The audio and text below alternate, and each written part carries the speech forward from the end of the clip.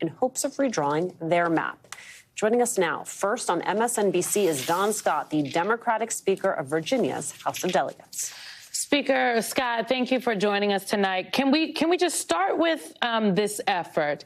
One, how would you describe it? And two, there are a lot of questions from folks as they were talking about this today, saying that no one had seen the text of the proposal a couple hours ago prior to the start of the session, and that you all were insisting that you were not getting rid of the bipartisan redistricting commission, but this was a special, narrow case, and that is why you all were taking this up. Can you respond to those claims and just bring us up to speed? First of all, Simone, thank you so much and good to see you again. I think the last time I saw you were at the White House and I think you was getting your shimmy on. But I just want to thank you so much for having me on this evening. You know, I hope my mother isn't watching, but I'm like pissed that we're here right now. And I hope the whole country is. The unprecedented gerrymandering that the Republicans are doing at the behest of Donald Trump has put us all in this position where we cannot continue to follow the normal rules of engagement.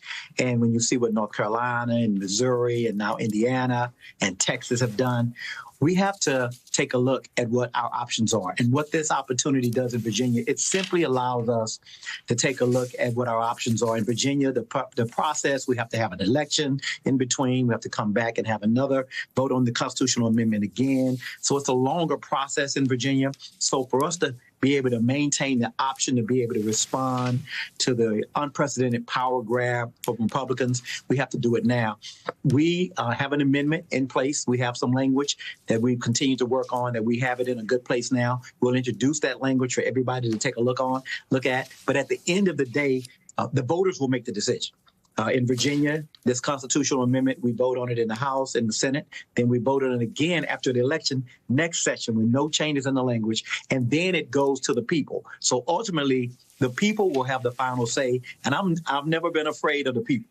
And so I think we have an opportunity with those folks to do that. And I feel very confident that once voters understand the power grab that the Republicans have made in North Carolina, our neighbor, in Texas, Missouri, and now in Indiana, they'll feel like we have to consider some options to push back. We cannot continue to do business as usual while Republicans go through this unprecedented power grab. I have one follow-up question, Speaker Scott. Are you saying that would this be enacted to be able to affect the 2026 race? It could be. And that's what we're going to take a look at. I expect that we will put language in place that we could impact the 2026 or the 2028 election. But that is not as important as understanding that only gives us an option. We'd have to do it again after the election in January. That's the way the Virginia Constitution works. And real quick, just to address one of the questions that you brought up, this will in no way change the Independent Redistricting Commission beyond this one time, this one extraordinary time that we have to deal with what Republicans are doing in the country, across the country. This gives us a one time to do this, and then it sunsets. We'll never be able to do it again, and we'll go back. As far as the state maps, this does not benefit us. It doesn't benefit the House of Delegates or the state Senate. We don't benefit from this. Is just the congressional races, and it'll just be this one time during this period of time.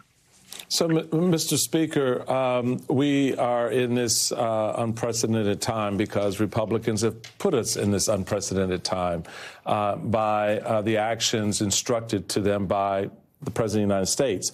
So, but let me help me understand, because the House comes back for a special session today to advance a plan, as you just laid out, to redraw the state's congressional maps for just this very finite period of time that you just described. And yet the governor seems to be a little outdone by this.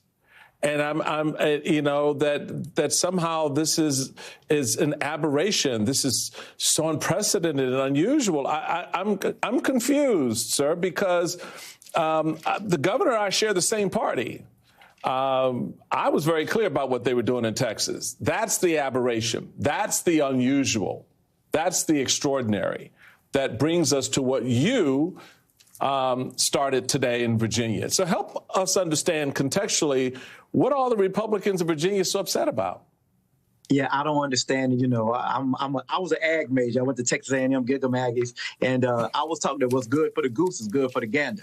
And so what I'm finding out is that they've done something in Texas already. They did something in North Carolina. They did it in 9 days, and just the legislature did it.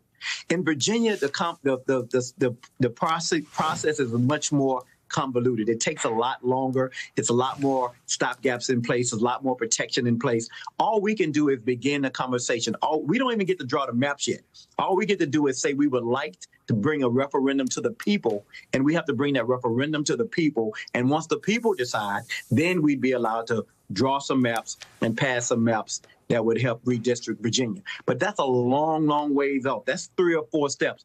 First step, preserve our option to see what the rest of the country does. If they continue to overreach, they continue to do a power grab at Donald Trump's behest, then we have no choice but to take action. We cannot continue to be bullied by Donald Trump and the Republicans and not respond. You know, that's not, you know, that's the definition of insanity. You know, doing the same thing, expecting a different result. Sooner or later, you got to push back against the bully on the block. And this is our opportunity to have a conversation with the Commonwealth of Virginia and the people of Virginia to say, do you want your vote and your power to be diluted by what other states are doing? And I believe the answer will be for most Virginians that it won't happen. And you'll see that reflected next Tuesday in the election. I think that the people of the Commonwealth of Virginia are going to trust Abigail Spanberger. They're going to trust Jay Jones. They're going to trust Ghazala Hashmi, and they're going to trust all 100 members of the House of Delegates who are on the ballot, and they're going to trust and send us back with a Democratic majority next Tuesday. And I'm excited to be in this position.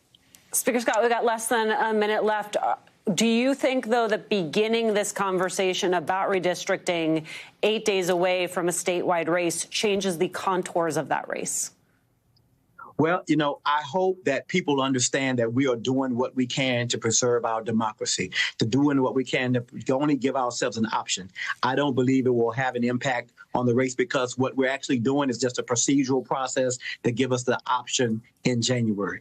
We may not do anything in January. We may do something, but this is only a procedural step that has to be done to be able to preserve our opportunities to do something in January. Not doing anything would really be a mistake and would embolden Republicans continue to do this across the country unchecked. And this is a way that we can provide a check and balance to what they've been able to do here so far in Texas and recently in North Carolina and Missouri. And now the president of the United States is bullying the governor in Indiana, even though they said they didn't have the votes to go ahead and go special session and try to do it again. So we have to have a check and balance, and it's going to be up to states like Virginia and others to push back. I just have a quick follow-up. I'm sorry. I know we have to go. Just real quick, Mr. Speaker, do you have any photos of that Simone shimmy in the White House? Please take us to break, Alicia. Virginia House of Delegates Speaker. I'm going to find that shimmy. Don Scott. Simone, I'm going to keep that thing under wraps just for you.